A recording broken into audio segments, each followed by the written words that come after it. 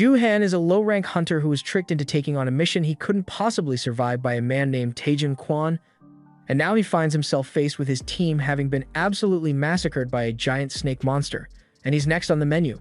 To his credit, he does put up a really good fight against that thing, but his strength just isn't good enough because his sword snaps, and despite his best efforts to avoid getting eaten, he still ends up getting his legs chewed on by the snake monster, and at that point, he knew it was over for him. He somehow manages to crawl away from the snake's grasp and attempts to pick up his broken sword so he can keep fighting, but the snake gets back up first, and it is about to finish him off. Just before the snake bites off his head, it suddenly freezes in place right in front of him, almost as if time has stopped altogether. Ju-hyun then hears a voice ring out in his head, and it is making fun of his desperate situation because no matter what he chooses to do here, he's going to end up dying. Ju-hyun recognizes the voice as that of an artifact and begs it to help him get rid of the snake monster. But the voice tells him they won't do him any good because his legs have already been chewed off, and he's losing a lot of blood, so he's not going to survive much longer. And even if he did somehow manage to stop the bleeding, how exactly does he intend to get out of this tomb? Because he certainly won't be walking. It says it's a pity that someone with so much untapped potential would end up dying in a place like this. But Ju-hyun says he didn't end up like this because he wanted to. And as he thinks back on his life, the only thing on his mind is how he wants to get back at Taejun Kwon for doing this to him. Seeing Ju-hyun so full of rage and a thirst for vengeance even though he's at death's door amuses the artifact. So it decides it might be worth helping him after all and agrees to lend him its power, revealing its true form as a crow. It tells him to claim the throne of the true king if he thinks he is capable of such a feat, and after that, it flies straight into Ju-hyun's body. The next thing Ju-hyun knows, he's sitting in a police station, and one of the first things he notices is that his legs are back somehow, which is really confusing to him. But not as confusing as the fact that he isn't in the tomb anymore. He's still wondering what's going on when the police officer sitting in front of him tells him to sit down and hurry up and answer his questions because they want to clock out in time for the New Year's party. Hearing that, Ju-hyun looks over at the calendar, and to his shock, it says the year is 2025. But that can't be right because, from what he remembers, 2025 was 15 years ago. He starts wondering if it's really possible that he was sent back in time, but just then, a woman gets in his face and starts yelling at him for wasting their time here. Ju-hyun feels like he remembers her face from somewhere, and when he looks over and spots her son with a wide grin on his face, he finally remembers what this is about. The kid basically tried to rage bait him into a fight, and before Ju-hyun could even do anything, the kid fell to the ground and pretended he was hit. And after that, the kid's mother dragged him to the police station for it.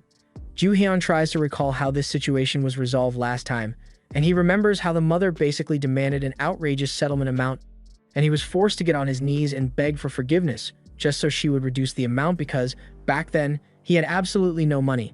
The mother is starting to get impatient since Ju-hyun has been staring off into space for a while now, so she raises her hand and is about to slap him, but all of a sudden, Ju-hyun's years of intense combat training kick in at the threat of bodily harm, and he proceeds to catch her arm before she hits him. This shocks everyone there, including him, since he didn't think his body would be able to move this fast at this point in time.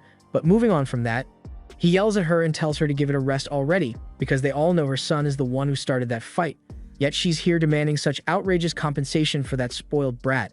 The boy hears Ju-hyun call him a spoiled brat and gets mad, so he lunges at him, but Ju-hyun's skills kick in again, and before the boy can punch him, he proceeds to judo flip the kid onto the ground.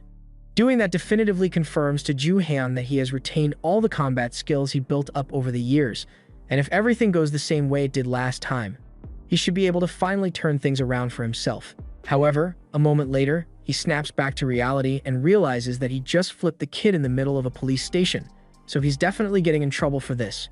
A few minutes later, Ju-hyun is locked in a jail cell while the mother screams about him hitting her son, and he could have argued self-defense to avoid getting locked up, but he honestly doesn't care since, in a few days, once the relics appear, the world is going to become a lawless wasteland anyway, so a criminal record won't mean much.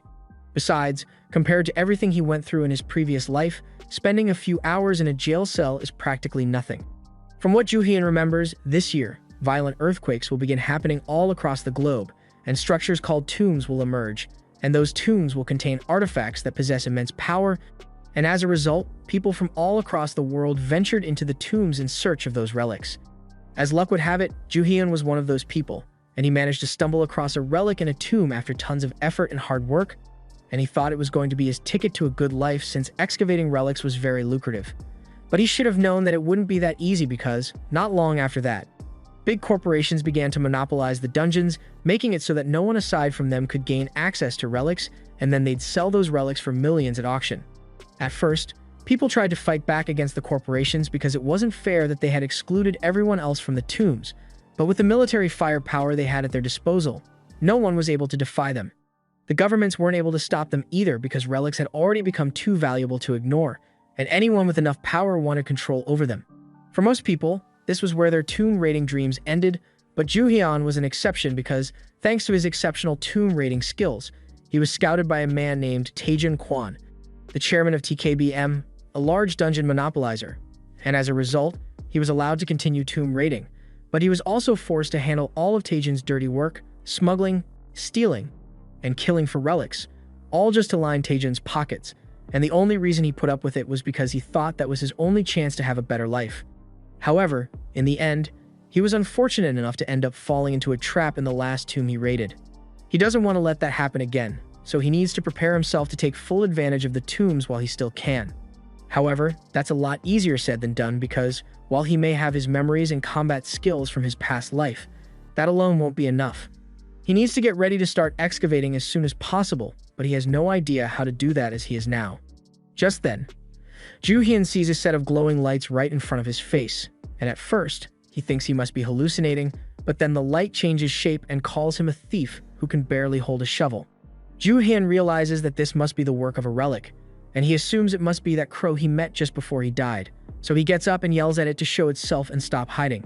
However, nothing appears after he says all that, and the only thing that changes is that his system panel now shows a progress bar, telling him that he is 1/4 of the way to unlocking a spy skill.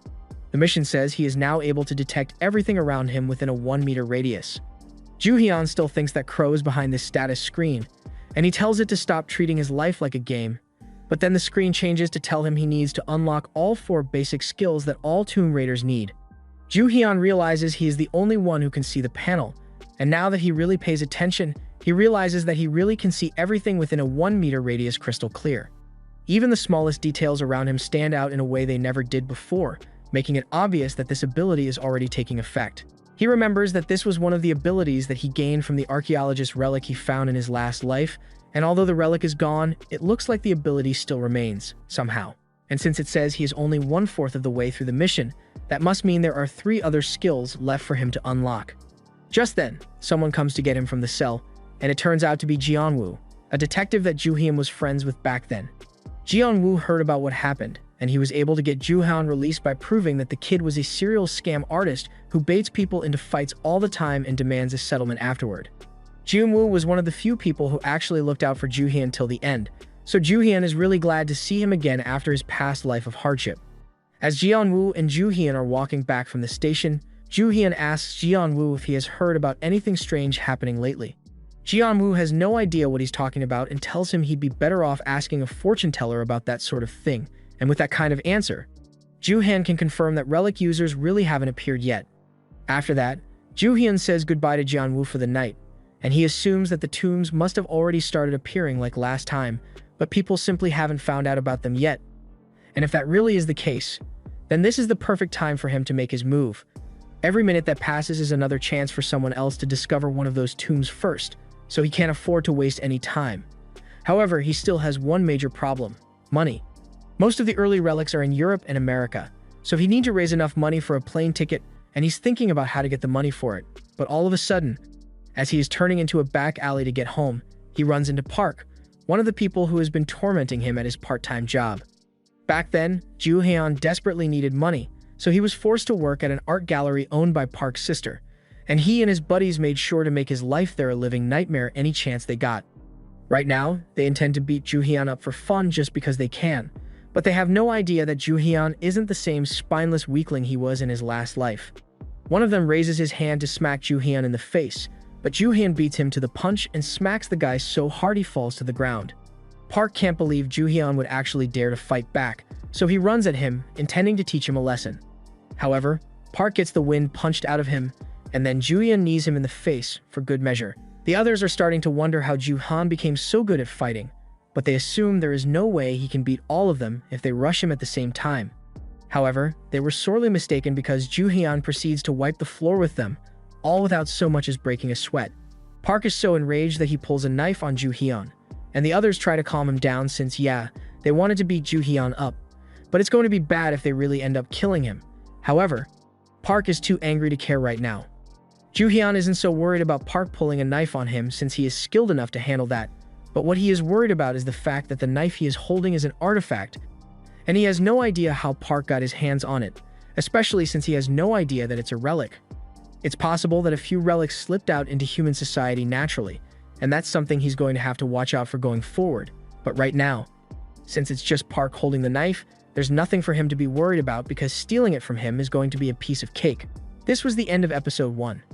Subscribe to not miss the next part.